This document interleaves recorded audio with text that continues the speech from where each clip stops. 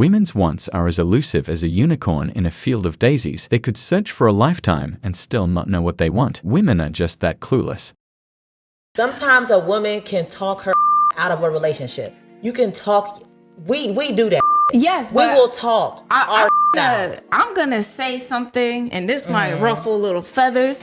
I don't think just being a good man is enough to stay in a relationship with them. But when I say a good man, I mean like he's good. That means all around. That means himself, spiritually, mentally, physically. That's great. Healthily, like he's a good man. That doesn't mean that he's the man for you. And right. Maybe when you're going through these motions of getting to know him, you're realizing, okay, he's a great person, but honestly, I don't fuck with his humor. Like, he could be funny, but he's not funny to me. And that's why a lot of modern women are getting 40 with 4 cats and no man, because he's a good man, but because he's not funny, you gotta throw that out. Women don't even know what they want. They have to be told by society and other women what is attractive in men. I'm just going to preface this by saying I don't have a source or a study. This is all observation and intuition. Women barely even know how they want to be treated. Given that women's dating preferences are so based on hierarchy, top 20% of men, they literally just look around to see what other women are chasing or what society shows them to be attractive men. A lot of the time, wires get crossed in some of these females' minds where high value and unattainable come to mean the same thing to them, which is why I assume serial killers and mass shooters get fan mail from women. This would also explain why dating standards seem to change depending on the time period and culture. Women learn at a certain point in their lives that high value equals men with options. The reality is that men with options give you a very small slice of their attention when they're bored because he has 5 more on his phone just like you. Women end up associating slice of attention with high value and thus end up literally trying to chase chance or fuckboys. Women will go on social media, compare their looks to the girls they see with their boyfriends or whoever they're hanging with, and then have it in their minds that since she's with him, I deserve a man like that too. The height obsession in America is a direct consequence of this phenomenon. The more women see women arbitrarily making that 6-foot guys are hot distinction, the more they're going to try to chase those guys to make themselves feel better amongst the imagined hierarchy of women. Essentially, tall men are trophies for women to show off to other women. Even when it comes to sex, it's about her because she feels more attractive having sex with the guys that other women want. This would also explain all those my one friend who pulled hella, even though he's a short, balding Indian janitor stories everyone on Reddit seems to have. They only got that way because they started off with ovulas and eventually worked women's brains to their advantage to the point where just being wanted by X number of women was enough for the surrounding females. You could say this is just status at play, but your status can literally change depending on what celebrities are shown on television and in movies and are regarded as attractive. Status also includes money and looks, a little tangent, but this obsession with hierarchy and the men at the top is why humanity isn't ever going to escape the plagues of capitalism. Women would rather have capitalism with a bunch of playboy billionaires that 40% of them are trying to grasp whilst getting pumped and dumped over everyone living a theoretically equal lifestyle with minimal inequality, with 90% of them living a modest lifestyle with husbands.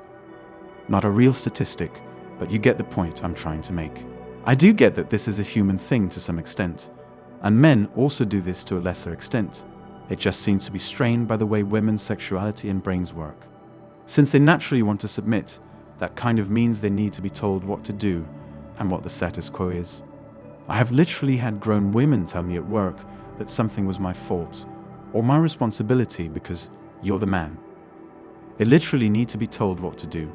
That's why a ton of them have this "I want you to take initiative" thing going on. I don't know if anyone else has ever noticed, but women many times contradict themselves. My theory was always that they just really don't know what they want. They want to have their cake and eat it too, or they have no hard set of rules that apply across the board, making things for men very confusing, because there's always a million exceptions. Some examples. These are all stereotypical. I know not all women do all these things. However, a majority do. 1. Women say, "Be honest." Does this dress make me look fat? Say yes, you're screwed. Say no, she might take a look at herself in the mirror of the restaurant bathroom, decide she does look fat, and get angry you lied. 2. Women say they want a sweet, romantic guy. But if a man shows up unannounced at their house, being spontaneous, with roses it's creepy, and they're a stalker. 3. A woman says she's hungry. Boyfriend asks what she'd like, she says doesn't matter, you pick. He says pasta, she says no. He says pizza, she says no. He says, what do you want then? She says doesn't matter anything. 4. Women say they don't want to be sexualized, don't want to be stared at. Then spend hours making themselves look perfect with makeup, wear clothes barely covering private areas, take forever doing their hair. Many times they do this to impress a certain male, but get upset when he makes no comment. 5. Women want to be treated equally, but then get upset saying chivalry is dead because men don't make exceptions for women, like holding doors just for them or always paying for their meals and drinks. 6. I don't know if I already mentioned this, but women want bad boys. They want delinquents. But just the illusion of it, not the reality. So they either really are those things and are dumped, or they really aren't, are boring and are dumped. Women want men to chase them, but not at work because that's sexual harassment, and not at a bar because they probably just want sex or to stick drugs in their drinks. And don't approach them on the street because that's creepy and stalkerish, plus it makes them scared because men are rapists. Also, don't invite them to your house because you might take advantage and it'd be unsafe. But men can't go to women's houses because they don't know you. Don't find them on social media either because, although there's no threat of physical harm, it's creepy and stalkerish. And how do they know you're really who you say you are and not a serial killer? Basically, women want normal, good-looking, successful men to chase them, not creepy, dangerous stalkers and rapists. How do men let them know they aren't those things? They can't. All men are creepy, dangerous stalkers and rapists. It's just another extreme example of women can't be figured out. Anyway, that's all for today on Manhood. Don't forget to smash the like and subscribe buttons, and also click on the notification bell to be the first to know when I drop a new video. If you find value in my videos, you can show your support through PayPal or Cash App.